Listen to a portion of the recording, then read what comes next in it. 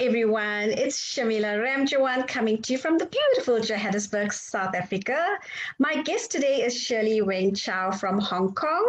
Shirley is the founder of Wing Resistance Success Coaching and Shirley Whing and Find Voices. She's also a coach, a trainer, global speaker, contributing author, Hong Kong president for the Women's Indian Chamber of Commerce and Industry, which is WICCI. Hello, Shirley. How are you doing? Hi, I am doing great. I'm so happy and so thrilled, so excited to be here and meeting you for the first time, admiring your work and learning from all of you here. Talking about admiring my work, I really admire you. You're such an inspiration to all women out there because you've accomplished so much. But before we go deep into the conversation, I just want to know a little bit about Shirley Whing Chow. Who are you? A little bit about your background, your family, anything that you would like to share with the audience. Okay, I always start my story with the stork, the big white bird with the little baby, right, under her chin. And she flew the babies around the world and dropped the babies down the chimney. So I used to think that I was dropped at the wrong continent and to the wrong city because I thought I belonged to somewhere in the French Polynesian Islands and something like that. Because I'm actually a very curious, very rebellious, and non-traditional kind of girl. So you can imagine being born in Hong Kong. Now, Hong Kong is a very cosmopolitan place. Despite that, most of the parents here are Chinese, right? So there is always that Chinese Eastern kind of mentality. A girl is a girl. She needs to be docile and soft-spoken and decent and just listen to everybody else, right? Marry off to a good husband and all that. So even though my daddy was open-minded, he was a great leader, that kind of traditional thinking was just so prominent in their system. So being a tomboy and a big rebel, you can imagine growing up wasn't very easy. And I also had a kind of a lifelong digestive kind of disorder, pretty much IBS, and also lactose intolerance. Mm-hmm. So growing up without my parents knowing anything about that, you can imagine I was sick constantly. And so I was called the troublemaking girl. Even though I was very curious, I was always very fascinated by the dynamics between people. How, like, I watched my daddy all the time, how he influenced people and made them feel good. And because of that, they would cooperate with him because he was a manager in a government department. So long story short, my life was full of adventures because I was a tomboy. But all that changed. My vivaciousness and my outspokenness just basically just went out the door when my mother passed away suddenly when I was about 9 or 10. Oh, I'm sorry. And it was, yeah, well, thank you. It was just a lot of different complications, illness and all that. But mainly, I think it really was about depression. So I kind of got the main gene from her. You know how actually genes can be turned on and off. Just because we have the DNA for something like depression or whatever, it doesn't mean that we can suffer from depression, or we will. But if the epigenetics, if our environment is not conducive to love and support, then we're in trouble. So long story short, I went through 7 years of a very severe autoimmune disease. And so my adolescence was completely about me writing about I'm young, me not talking at all at home, not connecting, emotionally being, connected to my family. So I was very depressed and very angry, and I wasn't able to grieve my mother's, passing. But because I had the gift of music, I was able to find my voice through my piano playing, and later on, through my two amazing music teachers, they started giving me opportunities to conduct, and I started telling my friends what to do, bossing people around, telling them how to sound better when they are reading stories in English, recitations, debate, and all that. So I started really going to the stage to find who Shirley was on stage. And so that has become my life journey.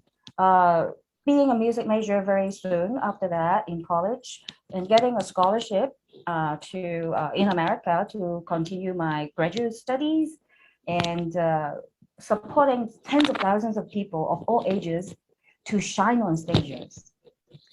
And throughout that process, I see so many emotional and physical symptoms of depression and anxiety. So, long story cut very short, basically, I use that as kind of a wake-up call and discover how different ways of social emotional learning can really improve their outlook and change their mindsets and the language they use to speak to themselves. So that's how I became, in the last 2 years, only really 2.5 years, I became all these things that I have become with this purpose of using the human voice to transform one's life. Wow, that is amazing. You have such a journey, and like I said at the very beginning, you're such an inspirational woman. So, Shirley, just on that journey, you've inspired so many people, you've empowered so many people. What does it take to actually empower women? I think women have to first realize that it's okay for them to worry a lot. It is our, what do you call it, the hormonal makeup, right? Because of the estrogen, the lack of testosterone, if you call it that way. I have a book here. If you have ever read it, The Confidence Code. Katie Kay and Claire Shipman, they talked a lot about how women are really, we have a lot of genetic and epigenetic reasons that challenge us in many ways, our confidence, right, our self-esteem and all that. So it's okay, first of all, knowing that it's okay to feel kind of weak or maybe embarrassed, or that we are a little ashamed of ourselves sometimes, and that we don't have to. It's just a story we tell ourselves when we worry or when we are being taken over by anxiety. Mm-hmm. But the fact is, we are every bit as smart, as capable, and as resourceful, if anything else, more resourceful than men, to leverage support and to convey our feelings, right? And to use our natural gift of empathy and our communication skills to let the world know how we need support and that how we can contribute to other people. So I think that is the number one step of empowerment, is knowing we are okay. There's nothing wrong with us. So after that, it is a matter of learning, lifelong learning, having the humility and also the curiosity, the open mind to learn new skills. Simply love that. There's so many words that come out of that: empathy, lifelong learning. And I think, with that goes passion, because you have to be passionate about what you do. Yes, I talk a lot to my young, because my passion really is in empowering kids first, children. Because in my own personal journey, and as I see so many young women or older women in my life, a lot of their challenges really come from childhood experiences. Is actually something that a lot of educators try to, or psychologists try to address, which is that adverse childhood experiences, ACE. So I talk about CORE, CORE. So C stands for compassion, curiosity, and confidence. And you mix these three things together,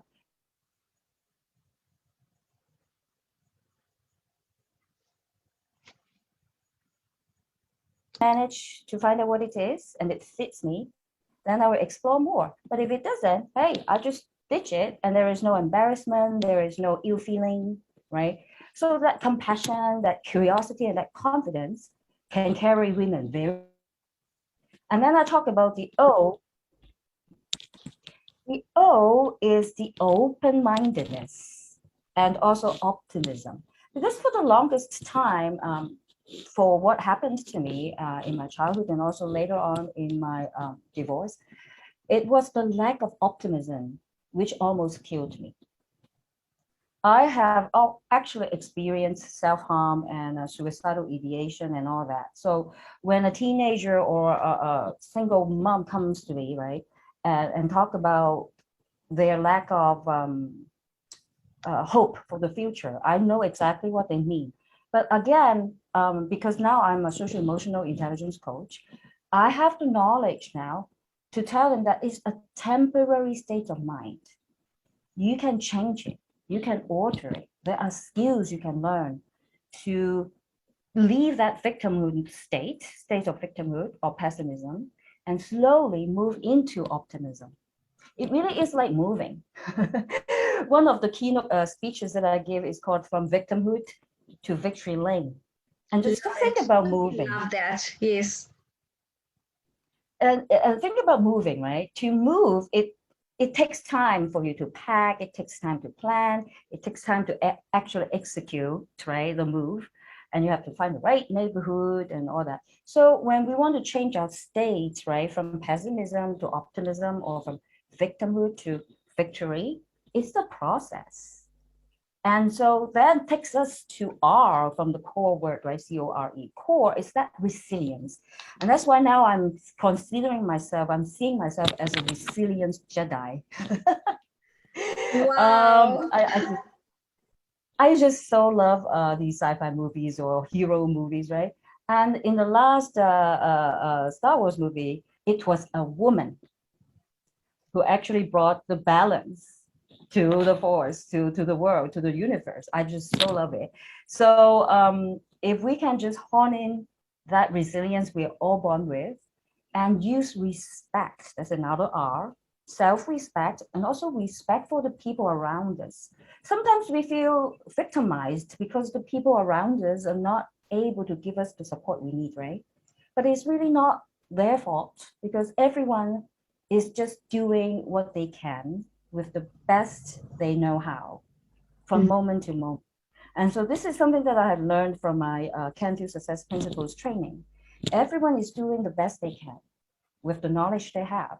They cannot do any better, right, than where they are. So it's not their fault, and it's not that they're trying to harm us or anything. So if we have that respect for other people's journey and other people's situations, then again, I think that will help us know that we are not a victim. Everyone is just living out their stories, and they're all on their own paths, doing their own things and growing at their own pace. And if we are asking for the wrong person for support, then we just go to another person, right? And join another community, like, you know, your community, or like Desiree Richardson's amazing WOHA and community, or like the All Ladies League, which I'm now part of, or Wiki, all these amazing, phenomenal women's groups all over the world. Yes. Just remember to just say, okay, you're not the right fit. Let's move on. Yes. And then with that E, the last word E is that empathy. Yeah, with that empathy, we're going to be okay with everyone being the way they are. And we also know that we have the power, actually, in realizing other people's challenges and then our own challenges. Sometimes it becomes like in my case, when I see so many children and teenagers suffering the way they have been in the last decade, right, with the world pandemic of depression and all that, that became such a big voice inside of me that gave me a new life purpose. And that enabled me at the age of 49 to quit my job and start my own entrepreneurship. If I didn't have that kind of an empathy for them, and they didn't have the empathy for me, and this synergy, right, this co-creative kind of a mode of looking at the world or looking at life, I wouldn't be able to break out. And I will have to tell you this, Shamila, in the last couple of years, because of what I set out to do to help them, I have become such a peaceful person. And that is, I think, their biggest gift for me. Yeah. I so believe that. But just, I just want to take a step back. So you started that when you were 49. How old are you now? I'm 51. Oh my goodness, you look amazing. You look absolutely amazing. Thank you. So do you. Thank you so much. Well, you know, the over 50s club, hey? I would have to say this. I've been telling people I'm at my prime right now. I don't think I've ever been this healthy and this peaceful and this optimistic in my life. But if I look at the number, I'm supposed to be at my worst, right? Because it's traditional idea of aging. Yes, I so agree with you. I feel exactly the same. Yeah, and so I think so much of it is my mental health. Having cleared a lot of the limiting beliefs, and also, like I said, the adverse childhood experiences, right? All the subconscious garbage. Just cleaning them slowly, bit by bit, and just knowing that every day is a gift. And I don't say this lightly. And I would quantify this not only because my mother passed away when I was so young, but my father also passed away way too young, right after his retirement. He was 56. Sorry. Well, it's the way it is. It's their journeys and it's my journey. So every time I have a birthday celebration, I would tell my friends, I don't take another birthday for granted. And I also know that it's okay. Everything's okay. Everyone's just playing, they're on their own journeys, playing a role. And we have all the power to choose our own paths. And when the path doesn't feel right, just change it a little bit at a time. And then we will find our way eventually. Yes, and I also believe that, you know, successful people, they keep on moving the goalposts as well, because you want to grow and you don't want to become complacent and stay in that rut. You know, although you're successful, you can still be in a rut. So just continue moving the goalposts and just grow yourself. You're so right. And I also challenge, you know, my clients or my students to define what their success is. In the last 3 months, I have pounded out a couple of programs. One is called Reach for Your Stars, not anybody else's stars, but your stars. And you're going to reach for your stars your way, not any other people's ways. So that I think is very important to let young people know, children know, that we are changing, the world is changing faster than ever, right? 2030 is like almost at its doorstep already. There are so many disruptions that are going to come our way. And instead of being fearful or skeptical, we're going to look at the future as a playground. And we're going to learn how to play with the new toys. So it's all, again, just being an inner child. I cannot stress that enough. And so if we have to embark on, we have to migrate, for example, like right now in Hong Kong, if you have heard anything in the last year or so, a lot of people are moving away from Hong Kong, right? Instead of seeing the new place or the new lives as, you know, something that will create a lot of anxiety, they can look at it as a new game. And a new game is not necessarily an easy game to play, but with confidence, right? And also an open-mindedness and really good, solid social emotional intelligence skills, they will actually. The challenges come with that as well. Yes, and challenge is what makes us grow, as we all know. And every time we have see ourselves like handling that stress or anxiety with ease and also confidence, we give ourselves a little pat on the shoulder and we try to encourage ourselves. If there isn't anybody around us who understands our struggles or our challenges, then we can be our inner coach. That's another thing from the Canfield training. We become our inner coach and we pat, you know, ourselves on the shoulders, on our head, and then we create another day of, you know, gratitude and looking in the world with wide eyes. Yeah. Yes, I love that. And I saw one of your Facebook posts where you indicated that you manifested what you want for quarter 1 of 2021, and you highlighted the power of social emotional intelligence and the success principles. And I love that. So, what does this mean? What are the principles that you can share with the audience? One of the most powerful things there's so many, it's like 64 proven tools that have been used by the most successful people around the world for ages and ages.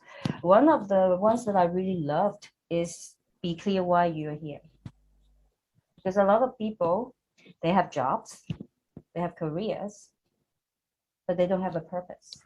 Yes, So, absolutely. and when we look at COVID, right, when so many things are being disrupted, canceled out, or made obsolete, now you're not a lawyer, now you're not a CPA, or what are you now? Because a job doesn't really define who we are, but our purpose does. Our purpose does. So if I'm someone who creates love and peace, then no matter what I do, I can be a baker and create love and peace. Yes. With cakes and cupcakes and my goods, right? Every morning I serve my neighborhood. And it's okay. I can still be very, very happy and very, very successful. But if we are defined only by titles or job types or the amount in the bank, then we can be in a pickle very easily. Yeah. Yes. And another one that I like to share is releasing the brakes, because women particularly, oh my God, I'm such a perfectionist. I cannot tell you. Tell. I can see being it. Being a lifelong opera coach, right? A musician, a high-level musician, classical musician. Every note is being pounded and shipped and crafted into perfection, right? So perfectionism has been a big challenge for me. And so I have to just say, okay, let go. And just whether something is perfect or not, I just force myself to release my own bricks, let it go out, let the world see it, and the world is going to tell me how to make it better and better.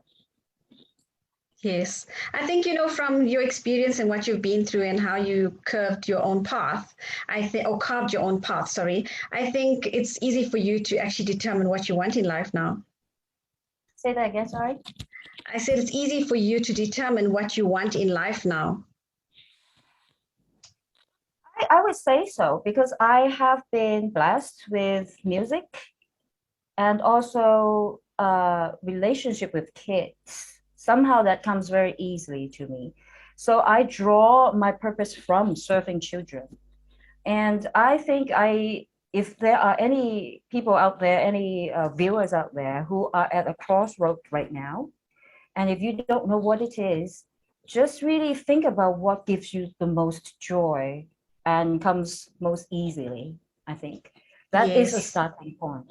Yeah. Yes, for sure. So does that now fall into your business, Shirley Whing and Fine Voices? Shirley Whing and Fine Voices was what I created in 2017 as a performing arts society in Hong Kong, because at the time, I really wanted to use the stage and musical performance to advocate mental health and also female empowerment. So with that, I have created 2 concerts in 2017 and 2018. And later on, I created a music competition in 2019.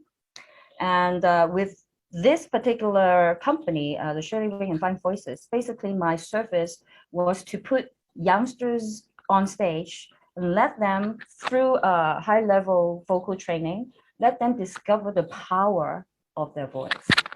And in the process of their training, I identify all their limiting beliefs and destructive thoughts, patterns, the lack of critical thinking, for example, or lack of self-empathy, right? Criticism and all that. And then I would just softly give them these social emotional intelligence tools so that they can identify what their challenges are and use self-compassion to slowly improve.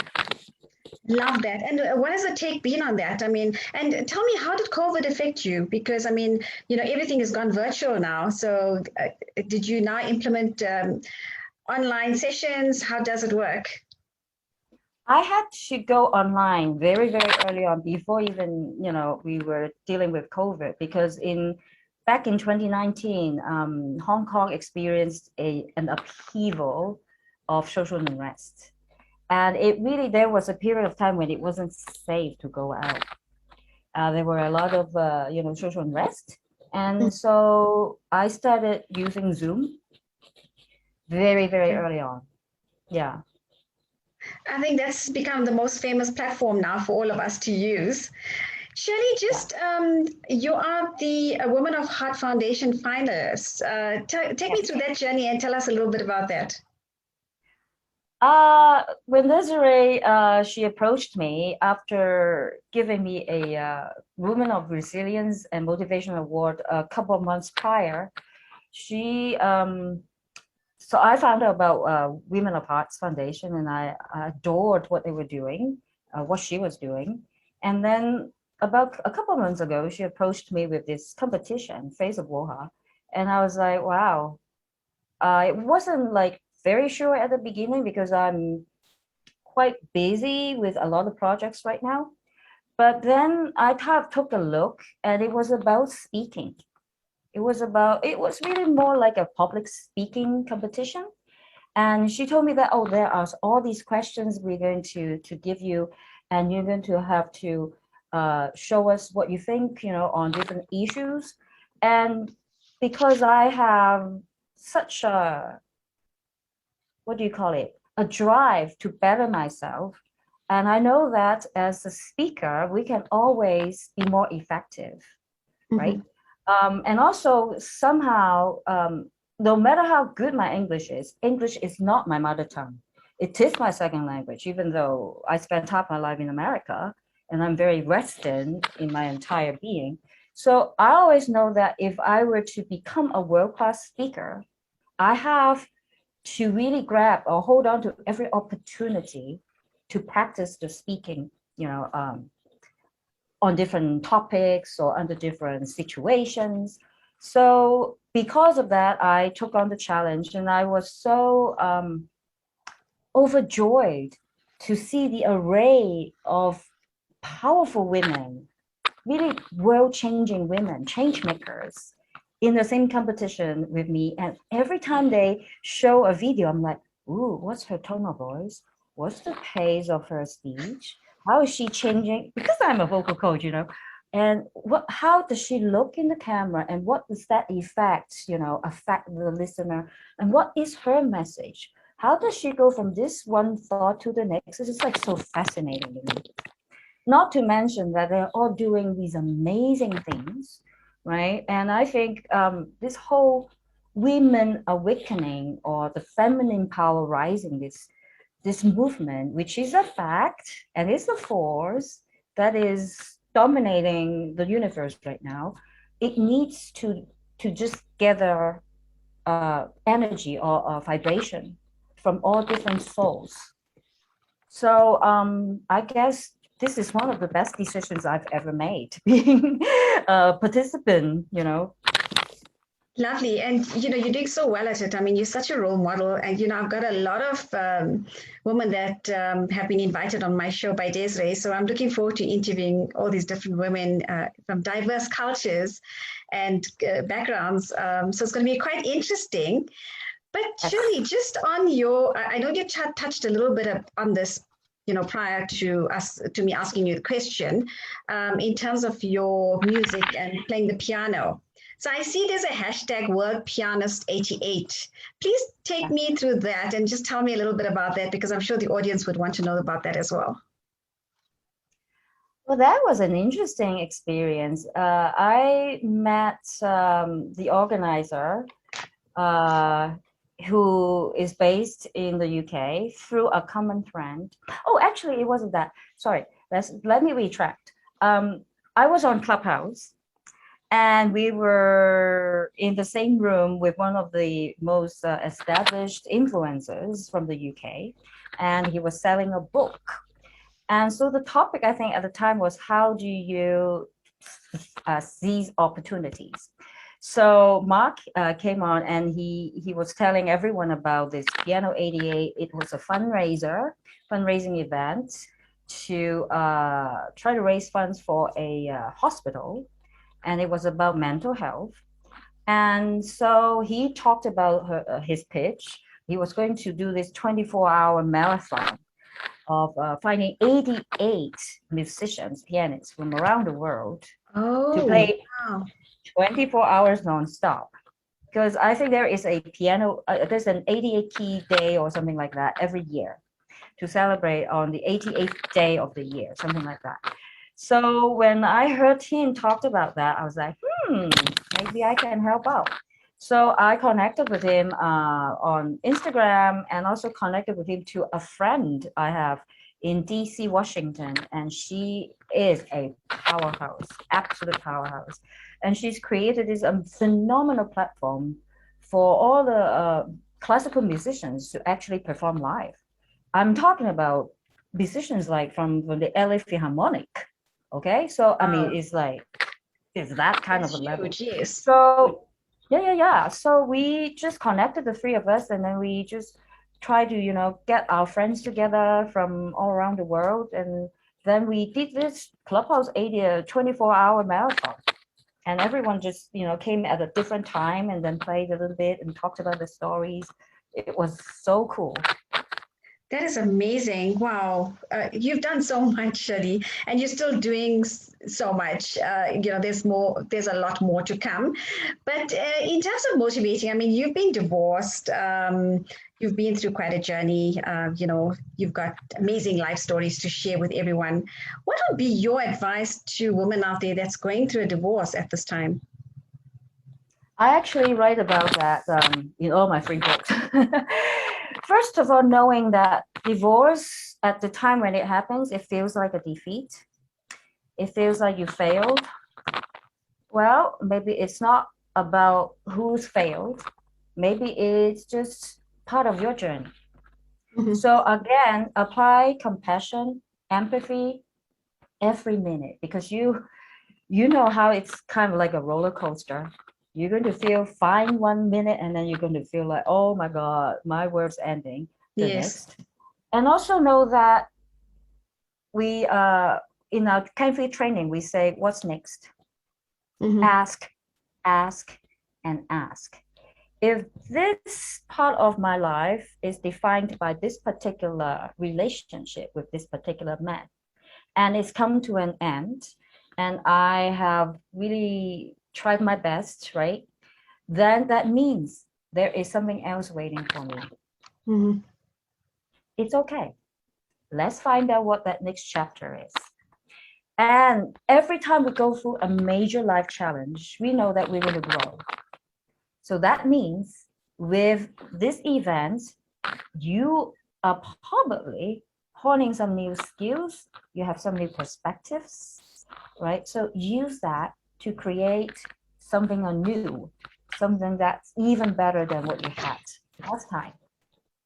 So instead of looking at the divorce as a defeat, as an embarrassment, remember it is not. It's just a chapter in your life. Yes. And now you're moving on to another chapter. Yes, because it just wasn't meant to be. You weren't meant to be in that relationship. And we can look at it as, yes, it's meant to be, but it's meant to be this way for this period of time. Yes. Right? Now it's something else. It's like an opera or musical. It's act 2, it's act 3, it's act 4, right?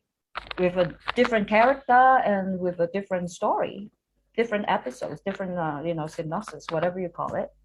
And it's up to you to create it this time, because we've got to learn, right? Have learned something major from every single challenge. So knowing that, I think will empower women who have gone through divorce to know that you are not going to repeat the same mistakes. Don't worry. I would hope so. We give the advice to women is just don't make the same mistake twice or 3 times. And if you do, then it's okay. That means that you haven't finished your learning. Now go find people who can help you. Go find out who you are in this world. And go find out if your happiness is in your hands or not. Because I think from my own divorce, what I learned, which was so astounding at the time, I remember this so vividly, Shamila. The therapist who saved me, this amazing woman, told me, you know what, Shirley, you can be your own mother, and you can be your own husband, and you can be the person who creates happiness for you. Your happiness doesn't come from someone else. It comes from you. Absolutely. And I was like, what? So, what are you talking about? What do you mean? Yes. No, you can create your own world. It's, you're the master of your destiny. Yes. And for the longest time, I thought, oh my God, what a cliche. But now, of course, having gone through all that in the last 15 years, I see what people really mean by that. And yes, you can be, and you should be, and you are the master of your destiny.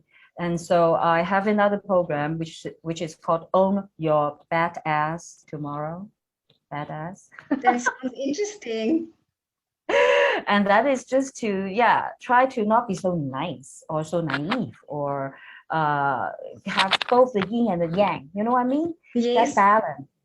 Yes. Yeah. Yes. I love that. I love that. That's a good takeaway. Shirley, just your books. How many books have you written so far? I have 3. This one is a Keep Smiling book. So I co-authored it with a good friend, and I am a Keep Smiling ambassador because practically humor saved my life during my darkest days. One of the signs, one of the signs of depression is when we just don't see any hope anymore, when we can't even smile anymore. We can't even laugh anymore. So I think during the process of recovery, humor is mighty important. Yeah. Yes. So what do you do? Do you watch comedies, or do you hang out with people that are very positive and have that enormous amount of energy? What do you do? Now, going back to when I was recovering, I started watching The Daily Show, you know, The Daily Show Yes. in America.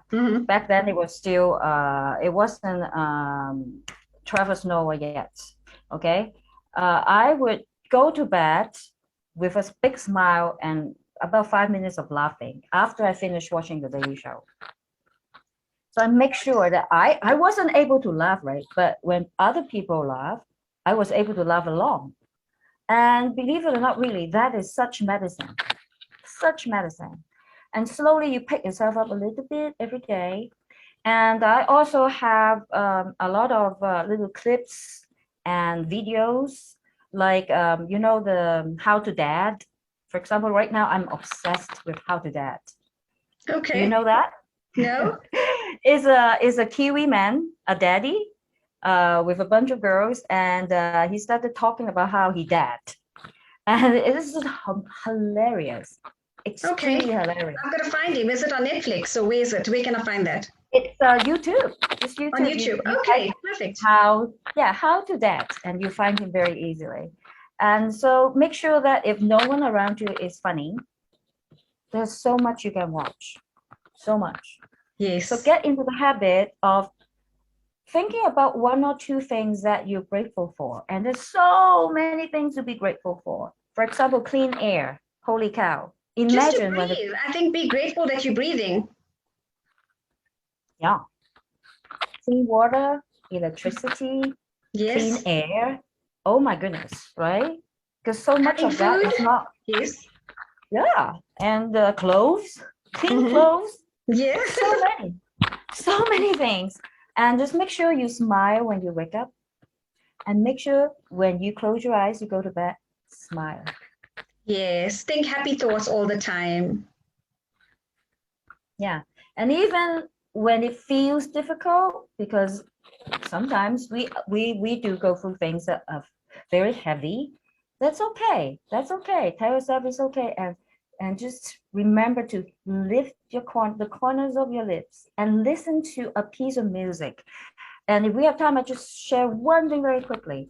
During COVID last year in April, one of my students, a longtime student, she was coming back from the UK, from uni, back to Hong Kong, and she contracted COVID-19 during her flight. Now she was in the hospital trying to recover, and she went through 7 different batches of tests. She was still trapped. She wasn't able to pass them. So when her mom asked me to help her out, I did some manifestation exercises, visualization exercises with her, but we also sang 2 songs during our Zoom session. One was Don't Rain on My Parade, and the other was Defying Gravity. Oh, no, sing a little bit for us. A Million Dreams. Oh my goodness. I need my lyrics. So wait. Tell them how I'm defying gravity. I'm flying high, defying gravity. Something like that. Wow, amazing. You've got so it's really. Thank you. So it's the power of singing a song like that, right? Working on your subconscious and really changing yourself from a molecular level, right? Being in sync with the power of the lyrics and vibrating from a point of personal power. That is such medicine. Again, such medicine. And it's so easy. You just have to turn on your phone and listen to this music. Anytime, anywhere. I love that, from a point of personal power, and we own it, so use it. Shirley, just on your books, where can one buy your books? They're on Amazon, every single one of them. This one in particular is such a powerful book because it's women from all over the world, 13 entrepreneurs, plus a powerhouse. Her name is Tanya McNeil Rary. She's an entrepreneur in the US, and this is on Amazon. And so is Ignite Your Life for Women. It's also on Amazon. This is 35 women. These 2 are Amazon bestsellers. Wow, just women awesome. of all different ages and different life experiences, finding out who they really are. And so their stories are very touching. Yeah, so read them. Wonderful. And is there a Kindle version as well? Can we buy the Kindle version? Yes, I believe so, yes. I'm definitely going to get my hands on that. And if anybody wants to get hold of you, because you're such a powerhouse, let's use the word powerhouse. How does one get hold of you? If you look up Shirley Whing, now Whing is not the W-I-N-G, it's not just the wings, it's W-H-I-N-G. Whing, yeah. It's a very, Whing. There's no one else in the world with this name. So just type Shirley Whing. You'll be able to find me on IG, Clubhouse, or LinkedIn. And I would love to connect with you. And I also have a Facebook group called Ignite Your Resilience. So yeah, there's all these ways you can connect with me. Wonderful. Shirley, is there anything else that you want to tell our audience? I think the number one thing I want to convey to the world is that my message for WOHA, right, the Face of WOHA competition in particular, is to prioritize SEI, which is social emotional intelligence. When we prioritize SEI, we can kiss depression goodbye. And it's as easy as that. Yes, it's as easy as that. And I would love to connect with any one of you who want to find out more about social emotional intelligence. 26 skills that we can improve on at all times. So these skills are not only going to give you a superpower, the super resilience and personal power, it's also going to help you become a very powerful individual in the 2030 world. Because according to the World Economic Forum, social emotional intelligence skills are the second most important skill sets. So there you have it. Wow, that is incredible. Here you have it, audience. Such an inspiration, Shirley Whing from Hong Kong, chatting to you. And it's now almost 9 p.m. there. Yeah. Yes. So your day is almost done. Shirley, thank you so much for chatting on the Red Corner Show. I'm so looking forward to connecting with you, and I'm hoping to meet you one day as well.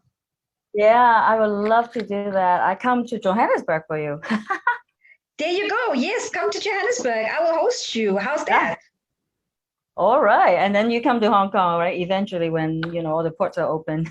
Absolutely. When COVID is behind us, a little bit behind us, definitely I'm going to be traveling again. I look forward to meeting you. Thank you so much for being on the show and sharing your journey with us.